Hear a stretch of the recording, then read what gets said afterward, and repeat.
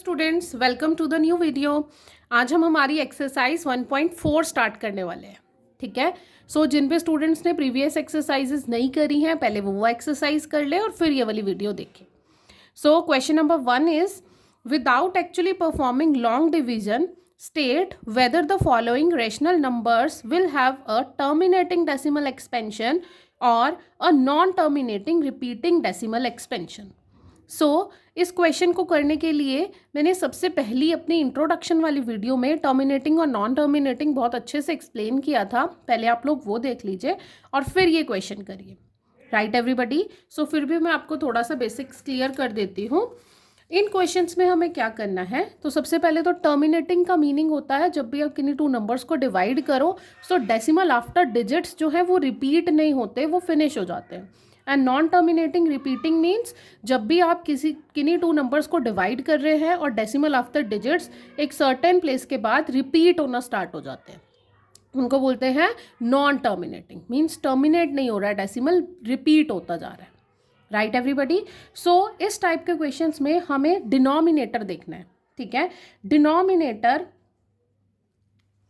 के जो फैक्टर्स होंगे वो या तो 2 की पावर n या फिर 5 की पावर m होने चाहिए।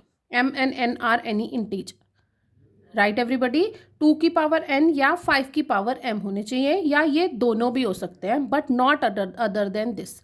सपोज किसी रेशनल नंबर के डिनोमिनेटर में आया 2 की पावर 2 इंटू 5 की पावर 3 इंटू 3।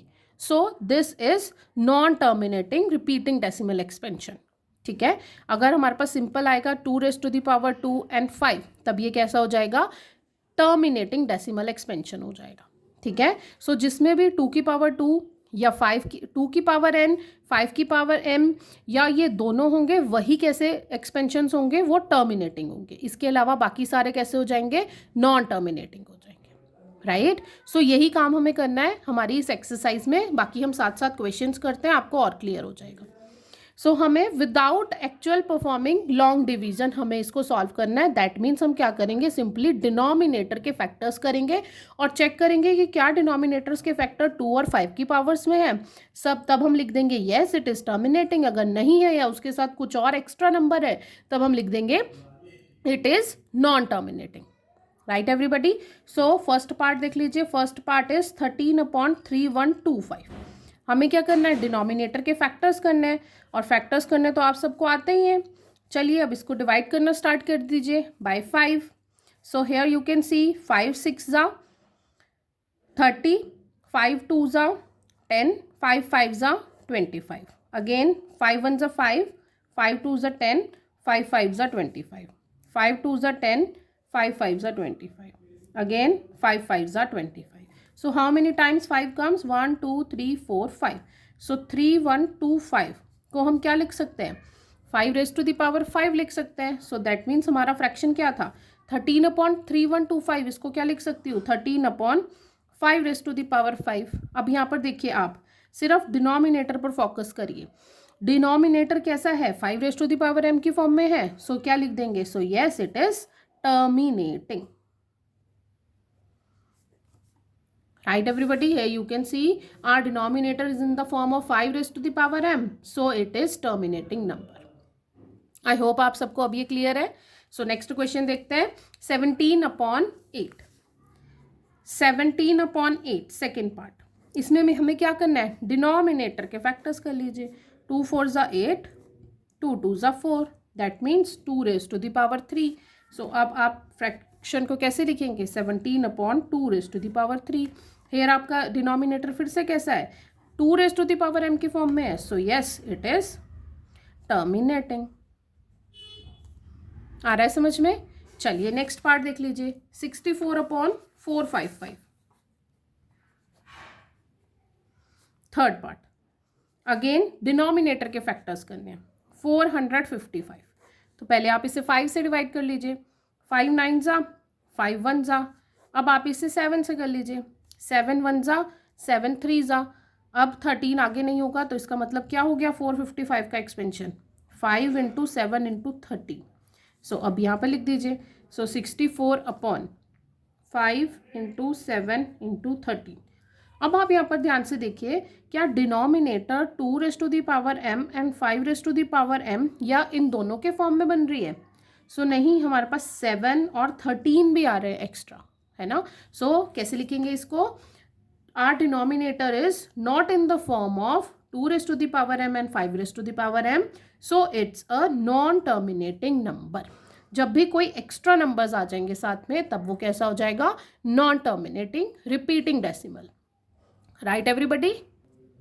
सो चलिए अब इसका फोर्थ पार्ट देख लेते हैं। Fourth part is 15/1600। फिर से हमें क्या करना है? 1600 के फैक्टर्स करने हैं। सबसे पहले 2 से स्टार्ट करेंगे। 2 8 ज़ा 16, 2 4 ज़ा 8, 2 2 ज़ा 4, 2 1 ज़ा 2, 2 5 ज़ा 10, 2 25, 5 5 ज़ा एंड 5 1 ज़ा। ठीक है। सो 1 2 3 4 5 6, 2 raised to the power 6 into 5 raised to the power 2। ठीक है। सो इधर लिख दीजिए 15/1600 को हम कैसे लिख सकते हैं? 15/2 raised to the power 6 into 5 raised to the power 2। Again आपका denominator 2 raised to the power m into 5 raised to the power n के फॉर्म में है। Right. So we can say yes it is terminating. Other than this it will not be terminating. ठीक है। So next देख लीजिए, fifth part is 29/343। फिर से 343 के फैक्टर्स कर लीजिए। पहले आप इसको 7 से डिवाइड कर लीजिए, 49 then again 7, so that is the cube of 7। ठीक है। So it will be 29/7 raise to the power 3। अब आप देखिए कि क्या आपका denominator 2 raise to the power m और 5 raise to the power n या इन दोनों में है? सो नहीं, हमारा डिनोमिनेटर कैसा है? 7 raise to the power m की फॉर्म में है। So we will write, so it is non terminating. Right everybody? Here you can see our denominator is not in the form 2 raised to the power m or 5 raised to the power m, so it's a non-terminating. I hope अब आप सबको ये बहुत अच्छे से समझ में आ गए हैं क्वेश्चंस। तो अब डायरेक्टली फेयर नोट्स में देख लेते हैं। So question number 6 is 23/2 raised to the power 3 into 5 raised to the power 2। अब देखिए इसमें हमें फैक्टर्स ऑलरेडी गिवन है, ये तो सबसे ही आसान क्वेश्चन हो गया। अब denominator 2 raise to the power m into 5 raise to the power n की फॉर्म में है। सो अगर डिनोमिनेटर इस फॉर्म में है, so yes it is a terminating. Right everybody? चलते हैं नेक्स्ट सेवेंथ पार्ट पर। Seventh part is 129/2 raise to the power 2 into 5 raise to the power 7 into 7 raise to the power 5। अब आप देखिए पहले से ही फैक्टर्स गिवन है, तो हमें फैक्टर्स फिर से करने की नीड नहीं है। 2 raise to the power 2 and 5 raise to the power 7 तो ठीक है, बट इसके साथ और क्या आ गया extra? 7 raise to the power 5। So denominator contains 7 raise to the power m also, so that is a non terminating. Clear everybody? देखते हैं eighth part. Eighth part says 6/15। सो जब भी आपको ऐसा कोई फ्रैक्शन मिले जो आगे फर्दर डिवाइड हो सकता है लोएस्ट फॉर्म में, तो पहले आप उसको डिवाइड कर लीजिए। सो 6/15 को हम 3 से डिवाइड कर सकते हैं। 3 2 जा 6, 3 5 जा 15, क्या बन गया ये? 2/5। अब देख लीजिए denominator 5 raise to the power 1, that means 5 raise to the power m के फॉर्म में है। So yes it is terminate. All you can see here. ठीक है। Ninth part is 35/50। अब देख लीजिए 35/50 को भी आप कट कर सकते हो, दैट मीन्स अब आप इसे 5 से डिवाइड कर सकते हो। 5 7 जा एंड 10 जा। ठीक है। और 10 को हम कैसे लिख सकते हैं? 2 इंटू 5, 2 5 जा 10। Again we are having 2 raise to the power m 1 into 5 raise to the power m, 2 की पावर m 5 की पावर m दोनों सेटिस्फाइड हो रही हैं। सो yes it is terminate. Right everybody? अब देखते हैं इसका last part. Last part is 77/210। अब ये दोनों भी किससे डिवाइड हो जाएंगे? ये 7 से डिवाइड हो जाएंगे। सो अगर हमें लोएस्ट फॉर्म में नहीं गिवन है नंबर और वो आपस में कट हो रहे हैं, तो हमें उन्हें कट कर देना है। So it will become 11/30। अब 30 को आप फैक्टर्स कर लीजिए, क्या बन जाएगा ये? 5 इंटू 3 इंटू 2, 5 3 जा 15, 15 2 जा 30। ठीक है। अब यहाँ पर ओनली 5 और 2 होता तो ये टर्मिनेटिंग था, बट यहाँ पर 3 भी है, सो इसलिए ये कैसा है? Non terminating. Right everybody, I hope आप सबको ये ऑल 10 पार्ट्स अच्छे से क्लियर हो गए हैं। अब इसका नेक्स्ट क्वेश्चन हम नेक्स्ट वीडियो में देखेंगे, ठीक है। टिल देन आप इन सभी की अच्छे से प्रैक्टिस कर लीजिए, और अगर कोई भी डाउट है तो आप कमेंट सेक्शन में लिखना बिल्कुल मत भूलिए। प्लीज़ सपोर्ट माय चैनल, और मैं आपको फुल सपोर्ट करूँगी। आपके जो भी डाउट्स होंगे आपके अच्छे से मैथ्स की स्टडीज़ हो जाएगी। Bye everybody.